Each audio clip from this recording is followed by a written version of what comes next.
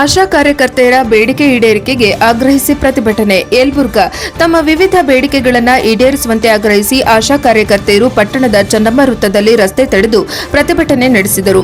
ಸರ್ಕಾರ ಕಳೆದ 2 ವರ್ಷಗಳಿಂದ ತಮ್ಮ ಬೇಡಿಕೆಗಳನ್ನು ನಿರ್ಲಕ್ಷ್ಯ ಮಾಡುತ್ತಿದೆ ಎಂದು ಆರೋಪಿಸಿದ ಆಶಾ ಕಾರ್ಯಕರ್ತೆಯರು ಘೋಷಣೆಗಳನ್ನು ಕೂಗಿ ಆಕ್ರೋಶ ವ್ಯಕ್ತಪಡಿಸಿದರು. ಸರ್ಕಾರ ನೀಡುತ್ತಿರುವ 10,000 ರೂಪಾಯಿ ಗೌರವಧನದಲ್ಲಿ 900 ರೂಪಾಯಿಗಳನ್ನು ಕಡಿತಗೊಳಿಸಿರುವುದರಿಂದ ಉಳಿದ ಸಂಬಳದಲ್ಲಿ ಜೀವನ ನಿರ್ವಹಣೆ ಕಷ್ಟಕರವಾಗಿದೆ ಎಂದು ತಮ್ಮ ಅಳಿಲು ತೋಡಿಕೊಂಡರು.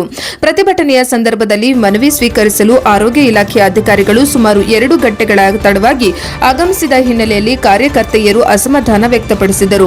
ಬಳಿಕ ಮುಖ್ಯ ಆಶಾ ಕಾರ್ಯಕರ್ತೆ ಶಂಕ್ರಮ್ಮ ಅವರು ನಮ್ಮ ವಾಹಿನಿಯೊಂದಿಗೆ ಮಾತನಾಡಿ ಆಶಾ ಕಾರ್ಯಕರ್ತೆಯರ ಬೇಡಿಕೆಗಳನ್ನು ಸರ್ಕಾರದ ಗಮನಕ್ಕೆ ತಂದು ಶೀಘ್ರವಾಗಿ ಈಡೇರಿಸಲು ಕ್ರಮ ಕೈಗೊಳ್ಳುವಂತೆ ಮನವಿ ಮಾಡಿದರು. ನಂತರ ಆರೋಗ್ಯ ಇಲಾಖೆಯ ಅಧಿಕಾರಿಗಳಿಗೆ ತಮ್ಮ ಬೇಡಿಕೆಗಳ ಕುರಿತು ಮನವಿ ಪತ್ರ ಸಲ್ಲಿಸಲಾಯಿತು. ಈ ಪ್ರತಿಭಟನೆಯಲ್ಲಿ ನೂರಾರು ಆಶಾ ಕಾರ್ಯಕರ್ತೆಯರು ಭಾಗವಹಿಸಿದ್ದರು. ವರದಿ ಸಿಯಾದಿ ಪ್ರಜಾಪವ ಟಿವಿ ಯಲಬುರ್ಗಾ. ಜೋರ್ ಮಾತಾಡಿ. ನಾವು ಇವತ್ತು ದಿವಸ ಎಐಟಿಯುಸಿ ಸಂಘದ ವತಿಯಿಂದ ಆಶಾ ಕಾರ್ಯಕರ್ತರು ಎಲ್ಲರೂ ಸೇರಿ ಯಲಬುರ್ಗಾ ತಾಲೂಕು ಮಟ್ಟದ ಹೋರಾಟವನ್ನು ಹಮ್ಮಿಕೊಂಡಿದ್ದು, ಈ ಹೋರಾಟದಲ್ಲಿ ನಾವು ಮುಖ್ಯವಾಗಿ ನಮ್ಮ ಪ್ರೋತ್ಸಾಹಧನ ಇನ್ನೂ ಬಾಕಿ ಐತ್ರಿ. ಆ ಪ್ರೋತ್ಸಾಹಧನವನ್ನು ಬಿಡುಗಡೆ ಮಾಡಬೇಕಂತ ನಾವು ಆದಷ್ಟು ಬೇಗನೆ ಬಿಡುಗಡೆ ಮಾಡಿರಿ ಅಂತ ಅವರಲ್ಲಿ ನಾವು ಕೇಳ್ಕೊಳ್ತಿದ್ವಿ. ಮತ್ತು ಇನ್ನೊಂದು ನಮ್ಮ ಮುಖ್ಯವಾದ ಬೇಡಿಕೆ ಏನಂದ್ರೆ, ಸರ್ಕಾರದ ವತಿಯಿಂದ 9 ಕಾಂಪೋನೆಂಟ್ಗಳನ್ನು ಅವರು ನಿಷ್ಕ್ರಿಯಗೊಳಿಸ್ಯಾರ. ಆ ಎಲ್ಲ ಕಾಂಪೋನೆಂಟ್ಗಳನ್ನು ಈ ಕೂಡಲೇ ಅವರು ಬಿಡುಗಡೆ ಮಾಡಬೇಕು.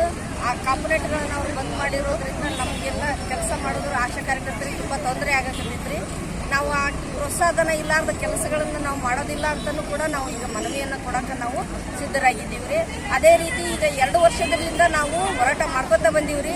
ಅವರು 10,000 ಪ್ರೋತ್ಸಾಹಧನ ನಿಮಗೆ ಫಿಕ್ಸ್ ಮಾಡಿವಿ ಅಂತ ಹೇಳಿದ್ರು. ಆ ಪ್ರೋತ್ಸಾಹಧನ ಕೂಡ ನಮ್ಗೆ ಇಲ್ಲಿವರೆಗೆ ಅವರು ನಮ್ಗೆ ಆದೇಶನ ಮಾಡಿಲ್ರಿ. ನಮ್ಗೆ ಆ ಪ್ರೋತ್ಸಾಹಧನೂ ಕೂಡ ಸರ್ಕಾರ ನಾವು ತಾವು ನುಡಿದಂತೆ ನಡೆಯಬೇಕು.